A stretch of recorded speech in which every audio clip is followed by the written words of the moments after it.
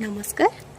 कौन आपण माने बसंतर मलय और फगुणर से रंग को झुरी होचंती कि जदि होचंती ताहले आपण मानकर से सुंदर भावनार स्मृति को ताजा करबा पई गोटे छोट कविताटे मु नै आछि। जदि आपण मानको ता भल लागे ताहले निश्चय आपण मानकर सुंदर मतामत जणाइबे। ताहले चलंतु देरी न करी सुनिबा। हे फगुण तुमे बसंतरे आसी देखा हेगल प्रेमर झंकार मन भरीदेल। कुमारी तनकु रोमांचित करी मधुर महक विच्छुरित कल। होलिका दहन चालुथिला हेले लाजर अबीर बोली देल तुमे। यौवनर प्रथम बसंतरे केते मीठा महकरे भिजेइल तुमे।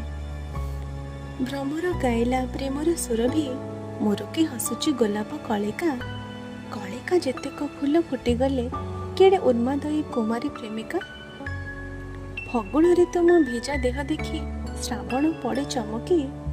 मु तो आसिनी भिजेइला कि भाभी से जाए अटकी।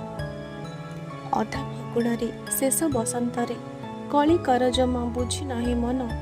भ्रमरर गुण गुण गुंजन को झुरी हुए से करे पुणी अभिमान। बैशाखर प्रथम झांझीरे शेष हो जाए बसंतर स्मृति। मिछे गोलाप कहूची बैशाख टुकाड़े तो पाखुड़े अधिक ताती। किए बुझेब अजट गोलाप को फगुण जाइछि चाली। पोखत शिल्पीटीए परी रंग भरी दी भ्रमर जाइछि भूली।